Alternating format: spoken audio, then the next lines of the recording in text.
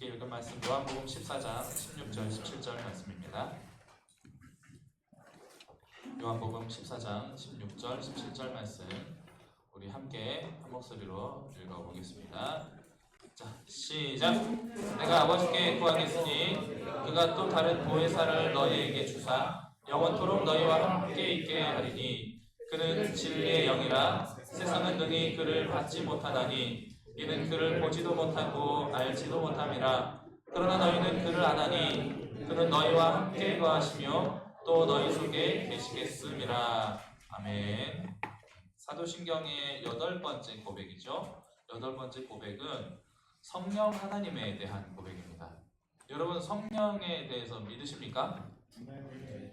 성령 하나님이 우리 가운데 함께 하신다는 것을 믿으십니까? 정말로요? 진짜로? 여러분 혹시 무당을 믿으십니까? 네. 무당 안 믿어요? 전 무당 믿어요. 뭘 믿느냐?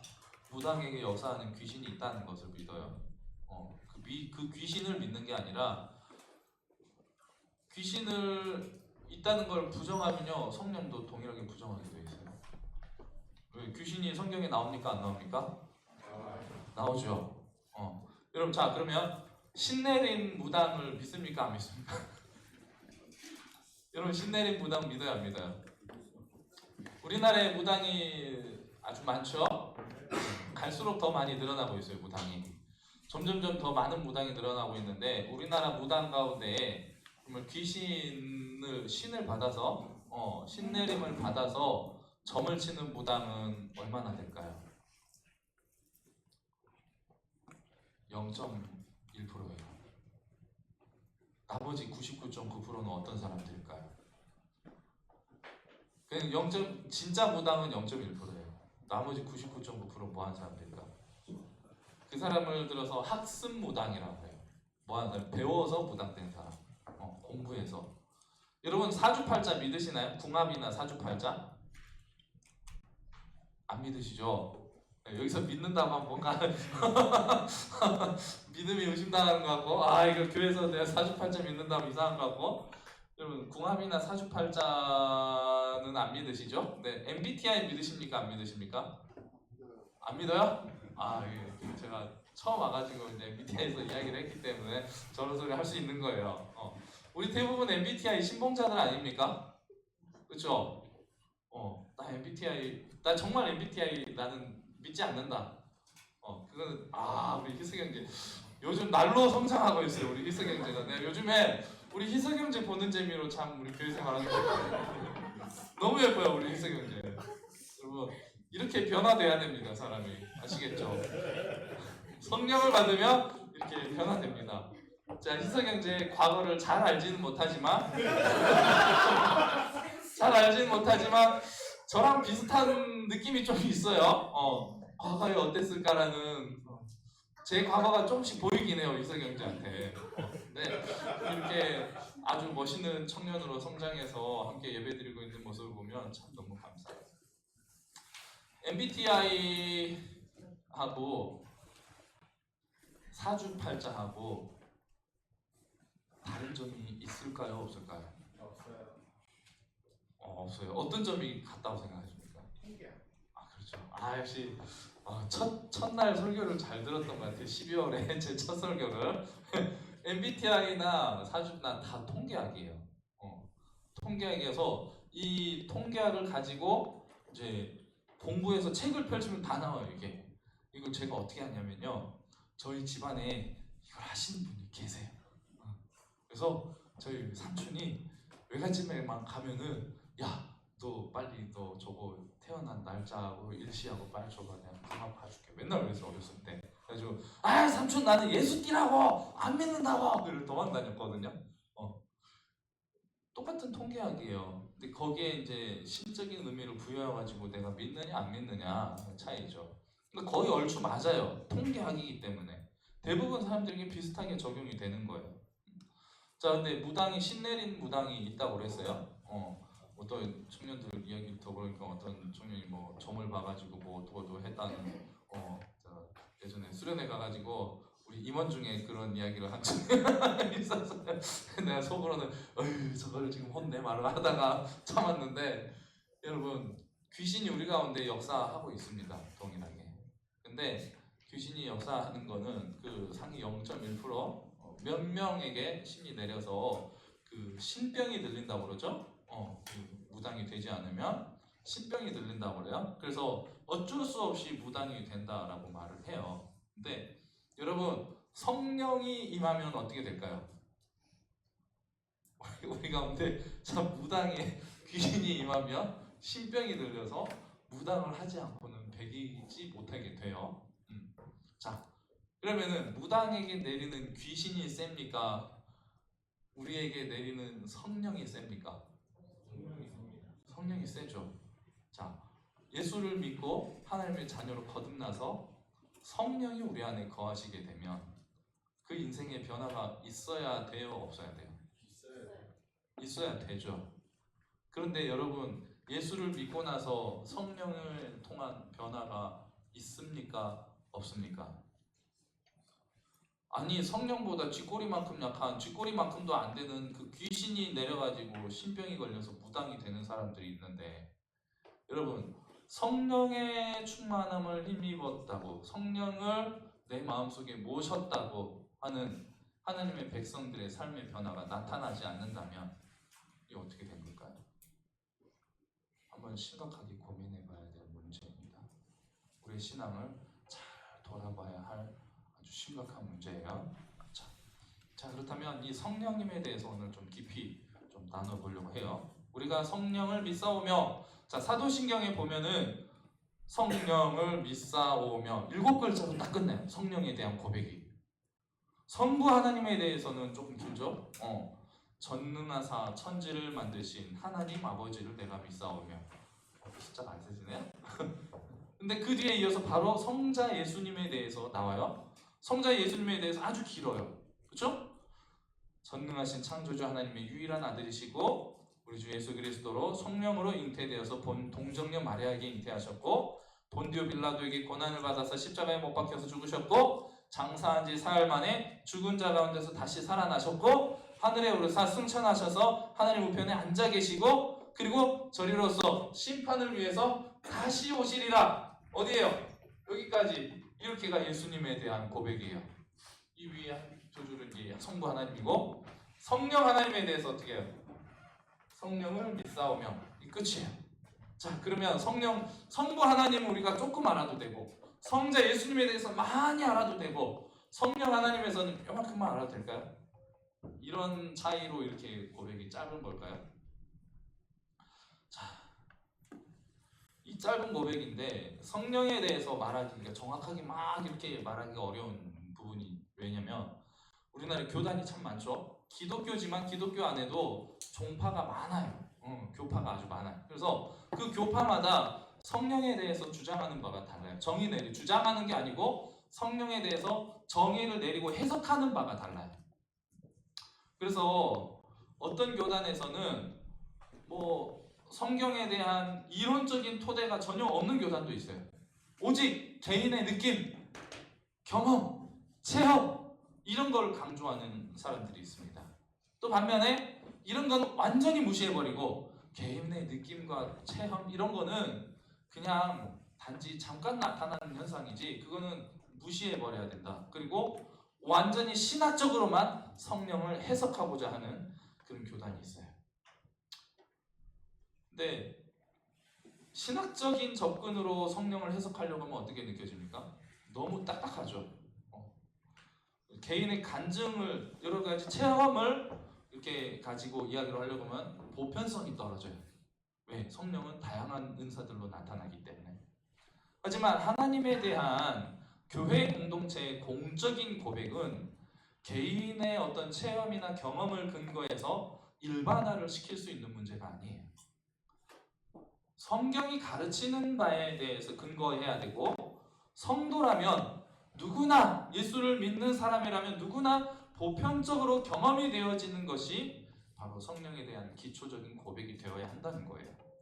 성령에 대해 공동체가 고백하는 이 고백은 개인의 특별한 경험에서 나오는 성령이 아니라 성경이 가르치는 대로의 성령, 그리고 누구에게나 동일하게 역사하시는 성령에 대해서 고백해야 된다는 거예요. 사도신경의 목적이 뭐예요? 동일한 신앙을 고백하기 위해서 만들어진 신경이잖아요.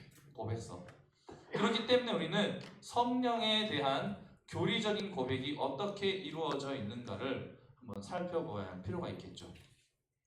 우리 대한예수교 장로회 합동에서 가장 중요하게 여기는 두 가지 교리를 잠깐 살펴볼 텐데요. 하이델베르크 요리문답 53문입니다.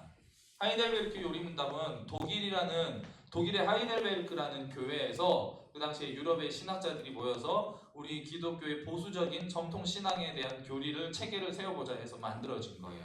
이게 이제 성령에 대하여 당신은 무엇을 믿습니까? 성령에 대한 질문이죠. 뭐라고 답합니까? 첫째로 그는 성부와 성자가 함께 참되고 영원한 하나님이시라는 것이요. 무슨 말이에요? 성부, 성자, 성령 삼위일체의 하나님이시다. 동일한 하나님이다라는 고백이에요. 둘째로 그가 내게도 주신 바 되어 나로 하여금 참된 믿음으로 그리스도와 그의 모든 은덕에 참여하게 하시며 뭐예요? 예수 그리스도의 십자가의 은혜를 통해서 나에게 주어진 구원의 은혜에 참여하도록 하는 게 누구라고요? 성령님이다. 그리고 나를 위로하시며 뭘 통해서? 구원의 은혜를 통해서 위로하신다는 거예요. 그리고 또한 영원토록 어떻게 하신다? 나와 함께 하신다. 네. 이게 성령님에 대한 하이델베르크 교리문답의 정의입니다. 그 다음으로 웨스트민스터 소요리문답 29문에서 어떻게 말을 하고 있냐. 웨스트민스터 소요리문답은 또 영국의 웨스트민스터 사원에서 또 신학자들이 이 하이델베르크 요리문답을 기초로 해서 어떻게 만들어졌냐면 이거는 어린 아이들을 교육하기 위해서 만들어진 교리문답이에요. 이거는 사실 이 웨스트민스터 소요리문답 공부해 보신 분? 오, 지금 공부해 봤어요? 언제 했어요? 저 옛날에 목사님과 대학원한테. 네. 처음부터 끝까지 다 했어요? 1번부터 107번 문항까지 다 했어요? 네. 오. 그럼 1번부터 110번 다 기억나요? 자, 우리가 어렸을 때 사실 해야 되는 거, 다 끝내야 되는 거예요. 근데 안 하고 지금 건너뛰어서 지금까지 오신 분들 많죠? 네. 29번 문항입니다. 동일한 고백이에요. 우리가 어떻게 그리스도께서 값주고 사신 구속에 참여하는 자가 됩니까? 자, 그리스도께서 값주고 사신 구속에 참여하는 자가 된 것은 그분의 성령께서 우리에게 구속을 어떻게 하신다? 효력 있게 적용하신다. 이게 성령님에 대한 정의예요.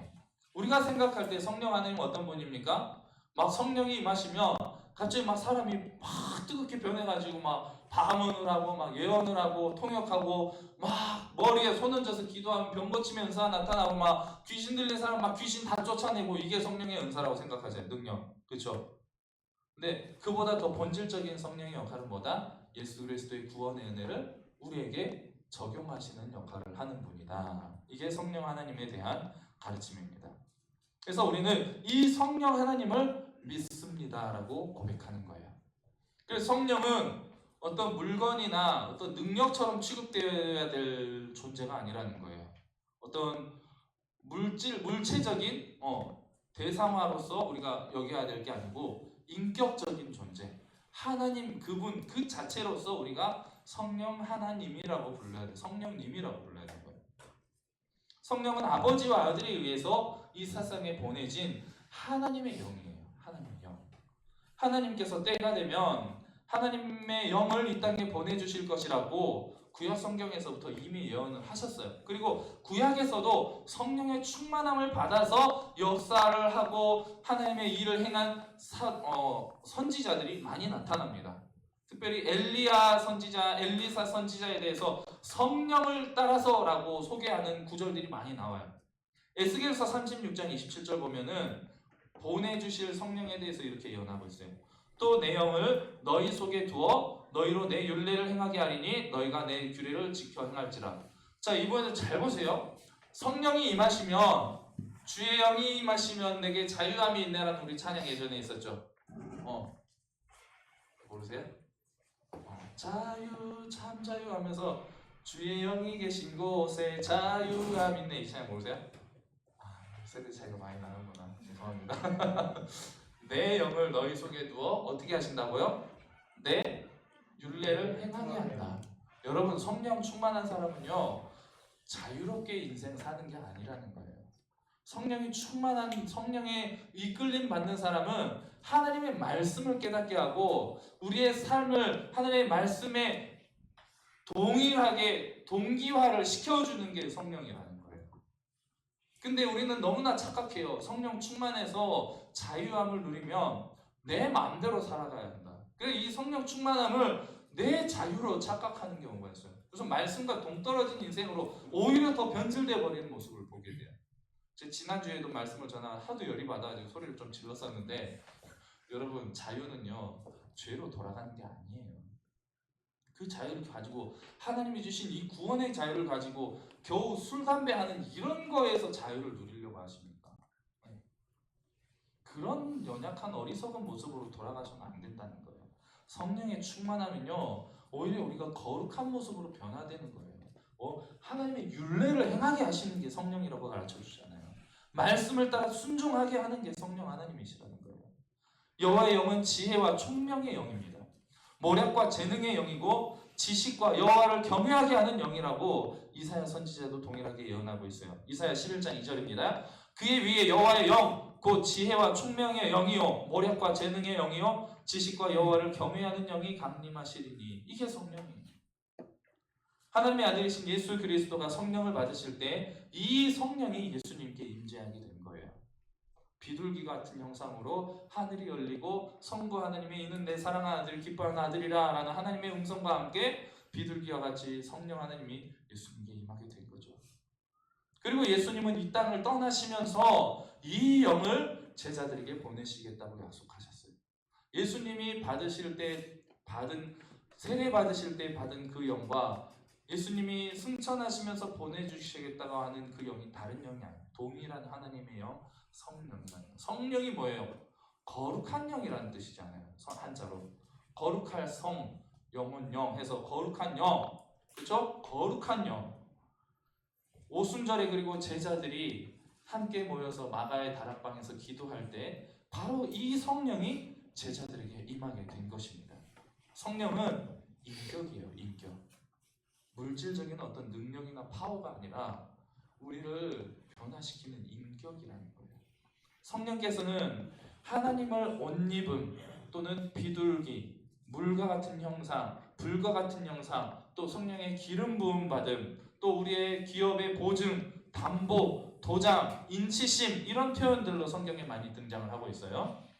근데 성령은 비인격적인 힘이나 능력이 아니라 인격적인 하나님 그 자체, 하나님 그 자신이라는 거예요. 성령 하나님은 하나님의 깊은 뜻을 이해하시고 자신의 뜻을 가지고 계시며 우리를 그 하나님의 뜻 가운데로 인도해 주시고 하나님의 뜻을 가르쳐 주시는 인격이라는 거죠.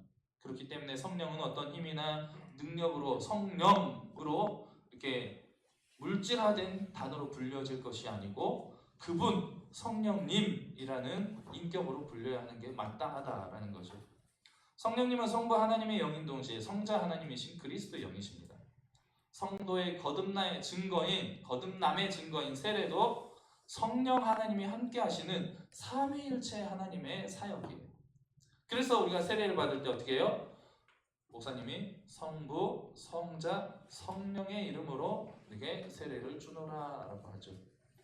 하나님의 자녀인 성도들을 향한 하나님의 축복도 성령 하나님이 역사하시는 삼위일체 하나님의 사역이라는 거예요. 자, 그리고 우리가 또한 두 번째 성령에 대해서 믿을 것은 우리는 구원을 위한 성령님의 사역을 믿는다는 거예요. 아버지와 아들에 의해서 이 세상에 보내심을 받은 아버지와 아들의 영이신 이 성령 하나님이 하시는 일이 뭘까요? 성령님이 하나님 아버지의 영이며 아들 예수 그리스도의 영이라면 성령님이 하시는 일 또한 아버지의 하는 일과 동일하고 아들이신 예수 그리스도 하는 일과 동일하겠죠. 하나님의 뜻과 일하심의 목적이 뭘까?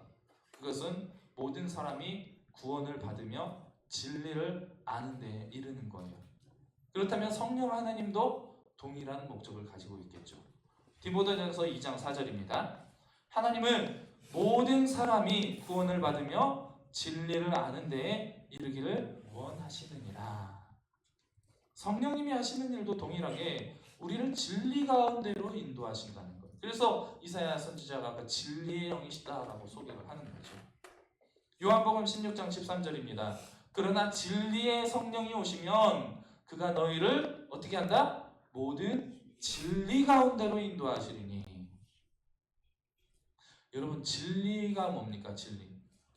진리는 변하지 않는 가치이죠. 변하지 않는 확실한 뭐예요? 변하지 않는 확실한 가치. 근데 여러분, 우리가 성경을 해석하고 우리 삶에 적용할 때 어떻게 합니까? 성경은 변하지 않는 진리예요. 왜? 하나님이 알파와 오메가이시고 변하지 않으시는 분으로서 세상 처음부터 세상 끝날까지 계시는 분이시고, 그 하나님이 변하지 않는 가치로 우리에게 주신 것이 성경이라는 진리의 말씀이에요. 그렇다면 성경에서 우리에게 말씀하고 있는 여러 가지 규칙들과 규범들이 있잖아요. 이런 것들이 시대가 흐름에 따라서 변해야 됩니까? 변하지 않아야 됩니까? 영원히 동일하게 우리에게 적용되어야 하는 말씀으로서 하나님이 주신 규범이라는 거예요. 그런데 우리는 뭐라고 해요? 지금 시대가 어떤 시대인데 라는 이야기 아주 많이 하죠. 지금 세상이 어떻게 변했는데, 지금 우리가 살아가는 이 시대가 어느 시대인데 이 성경의 고리타분한 가치를 동일하게 적용을 하려고 하느냐? 성경이 이 시대에 맞게 새롭게 해석되어야 하고 새롭게 적용이 되어야 하지 않겠느냐라고 이야기를 해요. 이것처럼 미친 소리가 어디 있습니까? 세상에. 정신 나간 소리예요. 하나님이 변하지 않으신 하나님이 변하지 않는 가치로 우리에게 주신, 영원히 변치 않는 진리로 주신 말씀인데 왜 우리의 시대의 흐름에 따라서 변화시켜서 적용을 하고 변화시켜서 이걸 해석하려고 하느냐 안 그래요. 하나님에 대해서 전혀 이해하지 못하는 사람들이 하는 소리입니다. 자기 마음대로 자기 편리를 따라서 성경을 이용하고자 하는 사람들이 하는 소리예요. 성령 하나님은 진리의 영이십니다. 진리의 영이신 성령님이 우리 안에 임하시면 이 영원히 변치 않는 진리의 가치를 깨닫게 돼요. 그리고 그 진리를 따라서 순종하기를 힘쓰는 사람으로 변화되는 것입니다. 여러분, 세상에 썩어져가는, 죽어서 멸망해가는 타락한 세상의 가치에 순응하는 모습으로 살아가지 마세요. 우리는 이 세상의 가치를 영유해서 살아가야 하는 존재입니다. 이 일을 가능케 하시는 분이 누구예요? 성령 하나님이시라는 거예요.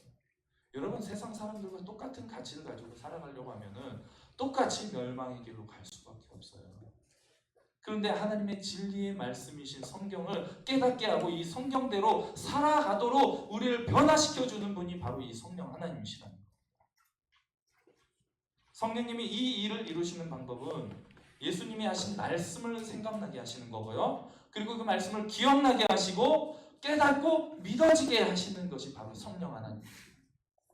요한복음 14장 26절 말씀입니다. 보혜사 곧 아버지께서 내 이름으로 보내실 성령, 그가 너희에게 모든 것을 가르치고 내가 너희에게 말한 것을 모든 것을 생각나게 하리라. 깨닫고 생각나게 하기 위해서 예수님이 우리에게 성령 하나님을 보내주신다는 거죠. 이 일을 위해서 성령 하나님은 하나님의 택하신 사람들을 통해서 그리스도의 말씀과 사역을 글로 기록하게 하셨어요. 창세기부터 요한계시록까지 45명에서 50명 정도 되는 집필자들을 통해서 한 권의 성경으로 각자 다른 성격, 각자 다른 환경, 각자 다른 문화 속에서 이 성경을 집필해서 여러 가지 성격으로 성경이 기록됐지만, 다양한 문학적인 형식과 장르를 가지고 있지만 그 안에 변치 않는 하나의 진리, 예수 그리스도라는 단 하나의 주제로 하나님이 그들을 통해서 기록하게 만들어 주셨다는 거예요. 베드로후서 1장 21절 말씀입니다. 예언은 언제든지 사람의 뜻으로 낸 것이 아니요 오직 성령의 감동하심을 받은 사람들이 하나님께 받아 말한 것임이라. 또한 예수님의 가르침과 성경의 기록을 통해서 성령님은 사람이 죄로 인해 비참한 영적인 상태에 있었음을 깨닫게 해주신다는 거예요. 요한복음 16장 8절입니다. 그가 와서, 누가? 성령이 와서 죄에 대하여, 의에 대하여, 심판에 대하여 세상을 책망하시리라. 책망한다라는 것은 어떤 말이에요? 막 꾸짖고 혼낸다는 게 아니에요. 그 안에 감추어진 모든 것들을 드러낸다는 거예요. 죄에 대한 깨달음과 죄의식은 내가 깨닫고 싶어서 깨달아지는 게 아니라는 거예요. 성령님께서 우리 안에 강하게 역사하실 때 내가 생각하지도 못했던 죄악들이 다 깨닫고 생각나게 된다는 거예요.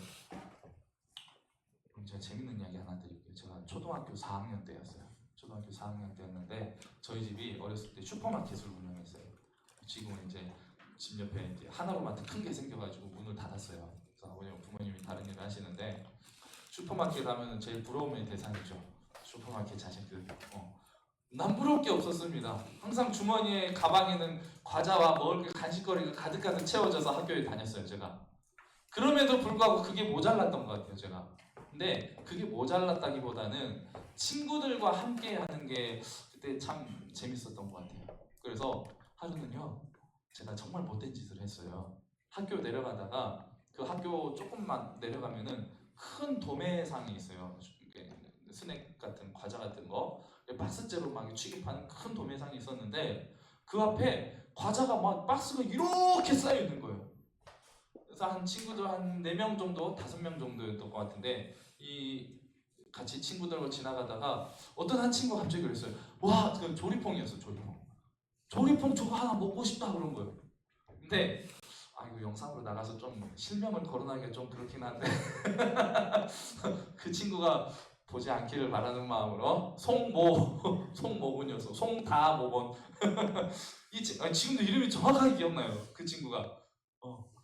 갑자기 그 친구가 어떤 친구였냐면은 우리 학교에 전학 온 지 얼마 안 된 친구예요. 전학 온 지 얼마 안 돼가지고 우리랑 너무 친하게 섞여 지내고 싶었던 거예요. 지금 생각해 보니까. 그랬더니 얘가 야 니네 진짜로 먹고 싶어? 그러더라고요.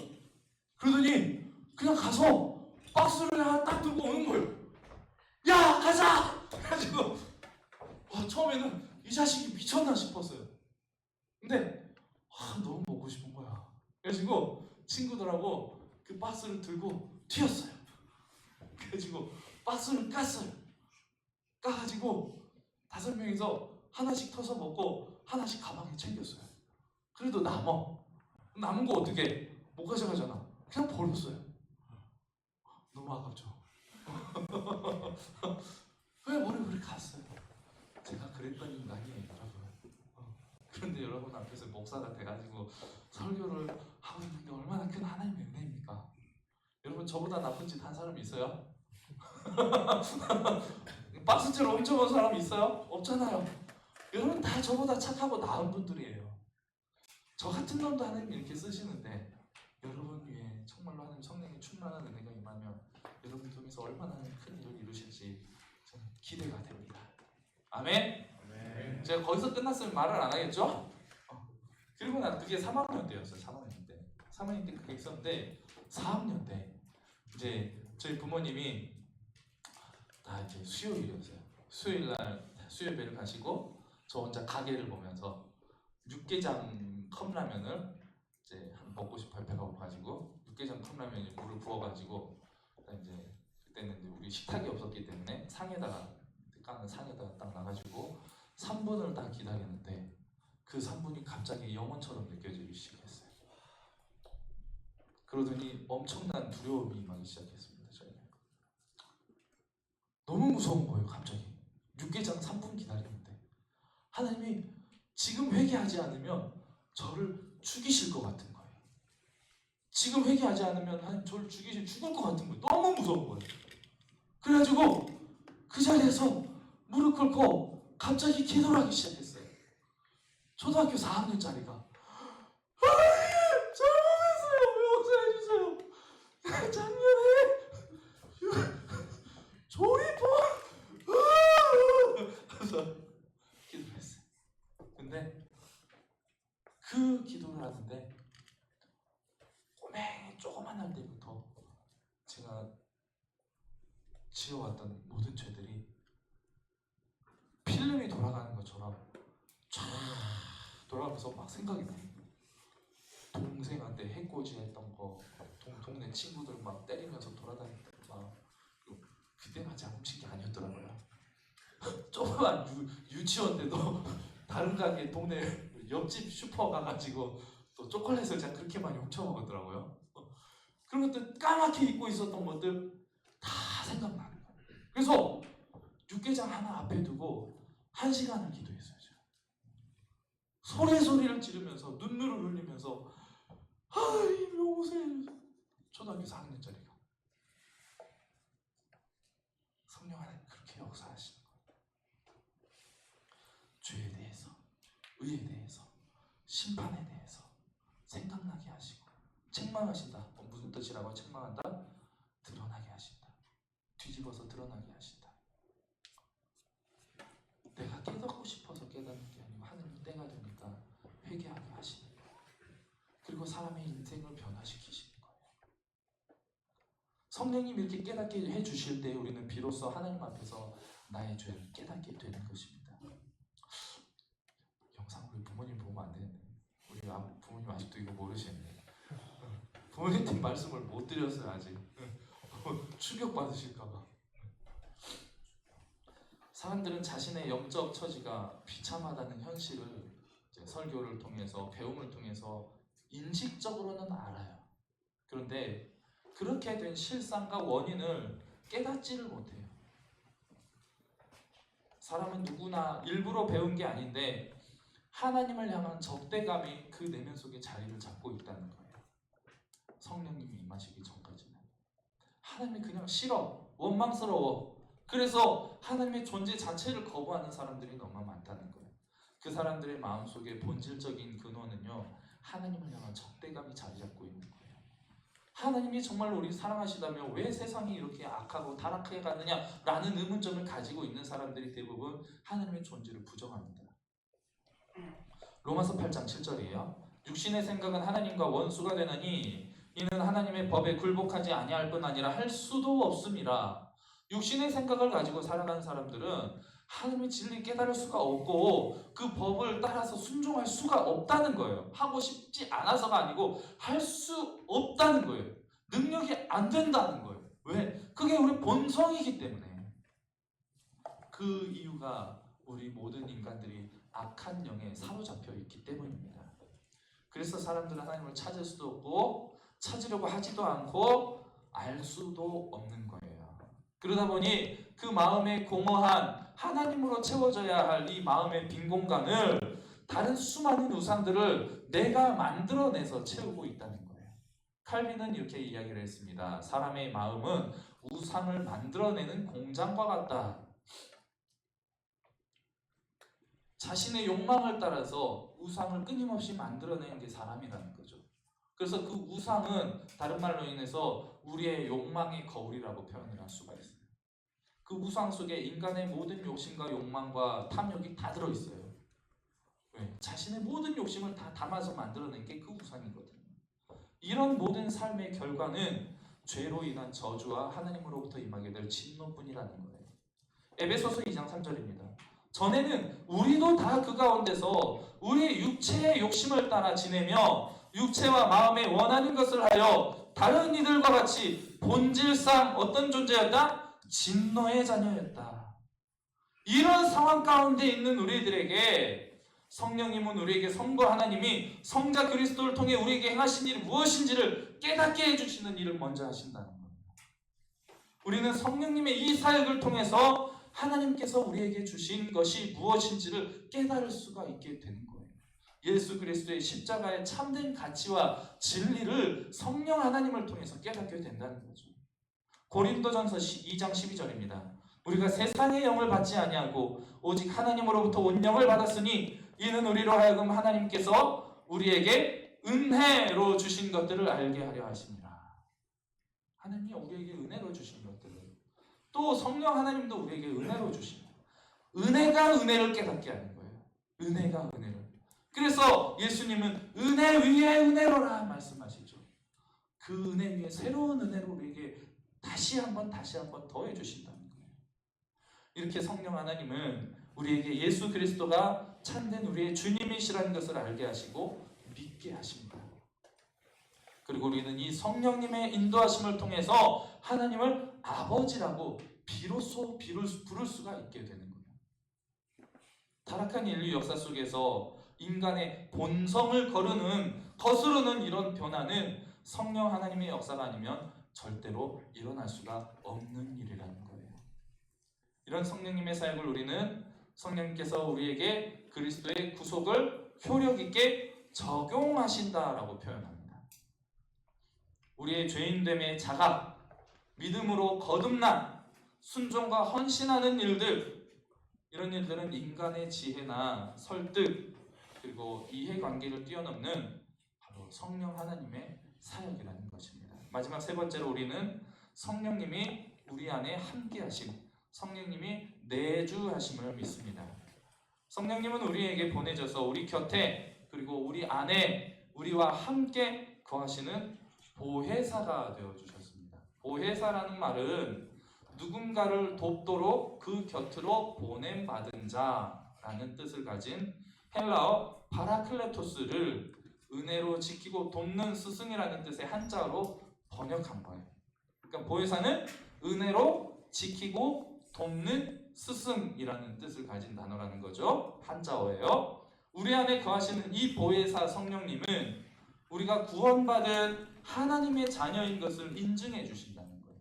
누구 앞에서? 하나님 앞에서, 예수님 앞에서 내가 예수님을 믿어서 하나님의 자녀가 됐다는 것을 인증해 주신다는 거예요. 여러분, 이게 은행 사이트 이런 거 접속하려고 해도 뭐 이제 본인 인증하려면 인증번호 받아야 되죠. 본인 핸드폰이 있어야 돼요. 본인 핸드폰에서 인증서가 있어야지만 그 인증번호를 받아서 접속을 할 수가 있죠. 그래서 금융활동을 할 수가 있죠. 우리가 천국 생활을 하기 위해서 이 인증서가 꼭 필요하다는 거예요. 인증번호가. 그 인증을 해주시는 분이 누구라고요? 바로 성령 하나님이시라는 거예요. 우리 안에 거하시는 이 보혜사 성령님은 우리가 하나님의 소유라는 것을, 내가 하나님의 자녀라는 것을 우리에게 도장을 박아서 인증을 해주시는 겁니다. 이 보혜사 성령님은 우리가 영생의 상속자라는 것을 인증해 주시는 것입니다. 영원한 생명을 이어받을 자라는 것을, 또한 우리가 구원받은 거룩한 백성이라는 것을 인증해 주시는 분입니다. 에베소서 1장 13절에서 14절 말씀입니다. 그 안에서 너희도 진리의 말씀 곧 너희의 구원의 복음을 듣고 그 안에서 또한 믿어 약속의 성령으로 인치심을 받았으니, 인치심이 뭐예요? 도장을 찍었다는 거죠. 여러분, 일본에서 살다 보면 도장 찍을 일이 정말 많아요. 우리나라는 사인하고 나면 끝나잖아요. 일본에서 사인은 절대 안 돼요. 택배를 받을 때도 자기 도장을 찍어야지 택배를 받을 수가 있어요. 그리고 문서를 쓰다가 우리나라 같으면 화이트로 그냥 딱 지우고 다시 쓰면 되잖아요. 일본은요, 그거 안 돼요. 빨간 줄 딱딱 두 줄 끊고 그 위에 도장을 찍어야 돼요. 그리고 그 옆에 다시 수정할 글씨를 써야 돼요. 하여튼 복잡한 나라예요, 일본이. 근데 성령 하나님은 그 도장이 되어주신다는 거죠. 우리 안에 거하시는 이 성령님은 우리가 부활하게 될 것에 대해서 또 인증해 주시는 분이세요. 그리고 우리의 연약함을 도와주시며 우리를 위해서 기도하시는 분이십니다.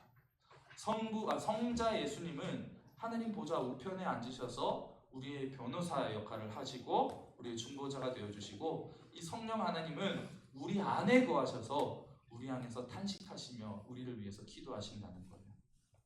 로마서 8장 26절입니다. 이와 같이 성령도 우리의 연약함을 도우시나니 우리는 마땅히 기도할 바를 알지 못하나 오직 성령이 말할 수 없는 탄식으로 우리를 위하여 친히 간구하시느니라.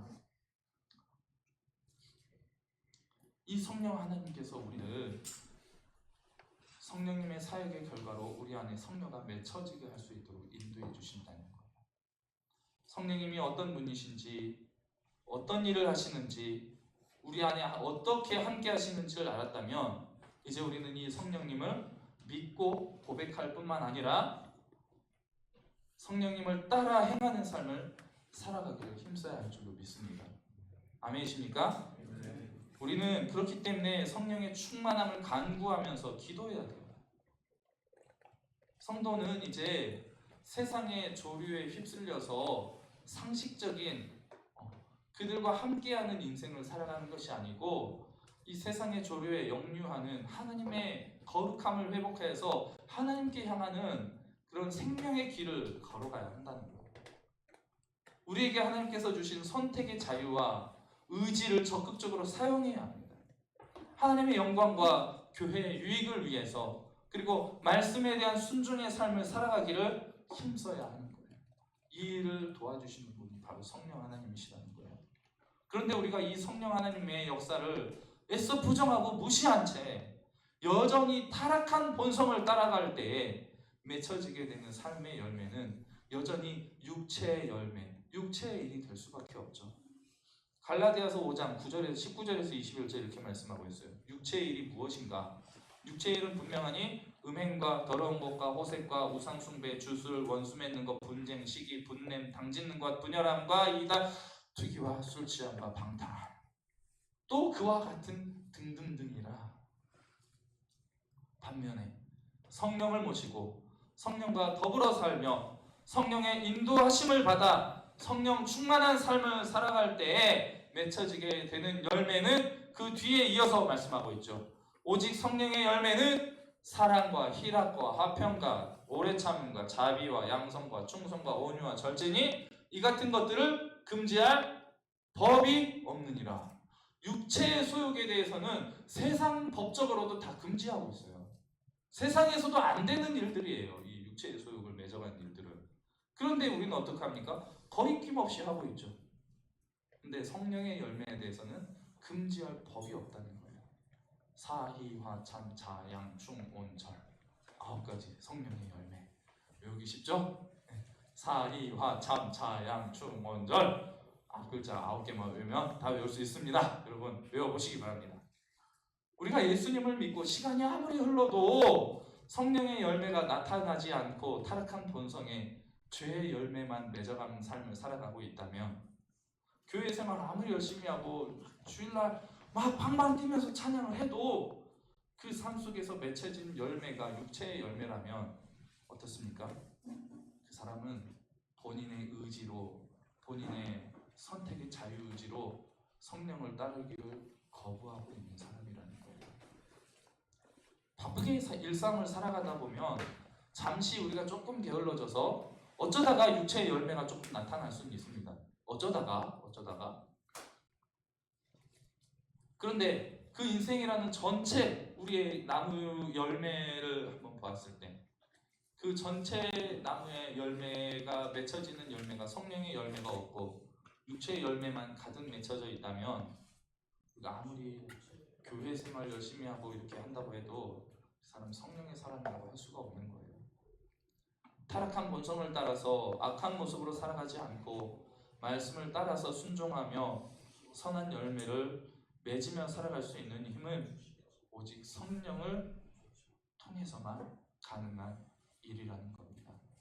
그렇기 때문에 우리는 의도적으로 성령을 따르며 육체의 행실을 극복해 나가기 위해 힘써야 하는 거예요. 하나님 우리에게 주신 자유의지를 이 방향을 향해서 최대한 활용하고 사용해야 한다는 겁니다.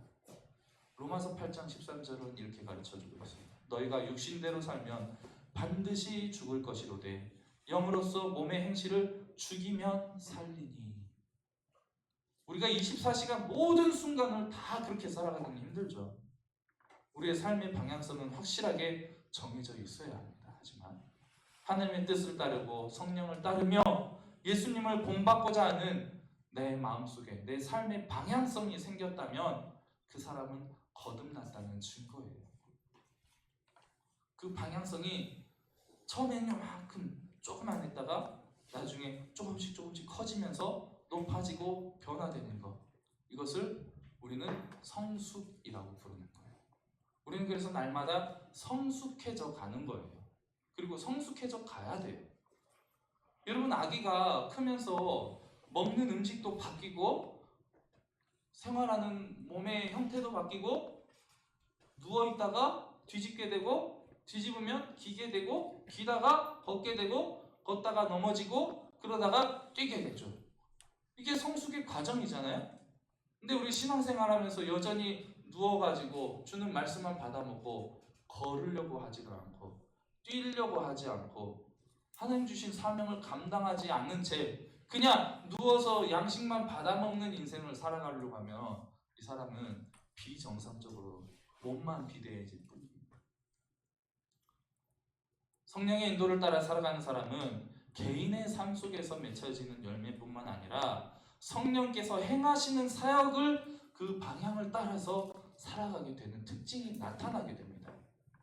그게 바로 뭐예요? 영혼을 구원하는 복음의 사명에 동참하는 거죠. 아까 디모데전서 2장 말씀 읽었잖아요. 하나님 모든 사람들이 진리를 알고 구원에 이르기를 원하시느니라 말씀했잖아요. 성령 하나님 그걸 우리 동일하게 바라신다고요. 우리가 그 일에 동참하게 된다는 거예요. 성숙하고 성장하면서. 그래서 예수님은 승천하시면서 마지막으로 우리에게 하신 당부의 말씀이 이거예요. 사도행전 1장 8절입니다. 오직 성령이 너희에게 마시면 너희가 권능을 받고 예루살렘과 온 유대와 사마리아와 땅끝까지 이르러 내 증인이 되리라 하십니다. 예수 그리스도의 증인으로서 복음을 전하고 그들이 예수님을 따르는 제자가 되도록 만드는 거예요. 이것이 하나님의 뜻이기 때문에 성령 하나님은 복음으로 세워진 공동체를 섬길 수 있도록 그때그때 필요에 따라서 은사들을 주시는 거예요. 그게 우리가 평소에 보통 생각하던 성령의 은사들이에요. 성령을 통해서 나타난 여러 가지 은사들이 있습니다. 방언과 예언, 통역, 병고침, 귀신 쫓아내는 등 여러 가지 은사들, 이게 성령의 본질적인 사역이 아니고 복음으로 세워진 공동체를 세우라고 주시는 하나님의 2차적인 선물이라는 거예요. 우리는 성령을 구하고 따르는 삶을 통해서 우리의 개인의 인격에서는 성령의 열매가 맺혀지고 그 사역에서는 하나님의 뜻이 이루어지게 될 것을 믿으시기 바랍니다. 성령님은 성부 하나님과 성자 예수님이 보내주신 선물이에요. 이 성령님은 세상의 잡기들이 무당에서 내려서 역사하는 그런 신내림의 개념과는 차원이 다른 거예요. 성령이 충만한 사람은 오히려 그런 귀신들이 무서워서 떨며 도망가게 되어 있습니다. 우리가 귀신을 두려워할 것이 아니고 그 귀신들이 성령 충만한 우리를 두려워하면서 도망가야 할 문제라는 거예요. 거룩하신 하나님의 영은 우리 안에 거하시며 우리를 결코 떠나지 않으시는 분이십니다. 우리가 거룩한 삶을 살지 못할 때는 우리를 보시고 슬퍼하시고 탄식하시며 우리에게 한없는 은혜와 은사들로 충만하게 채워주세요. 그래서 우리를 다시 하나님의 거룩한 길로 돌아올 수 있도록 변화시켜 주시고 인도해 주시는 분이 바로 성령 하나님입니다. 이렇게 우리에게 성령을 보내주심은 바로 하나님의 놀라운 은혜라는 거예요. 성령의 은혜 안에서 성령님의 살아계심을 믿으시기 바랍니다. 우리와 함께 하시는 성령이심을 믿으시기 바랍니다. 또한 우리를 인도하시며 하나님의 열매를 맺게 하시는 성령 하나님이심을 믿으시기 바랍니다.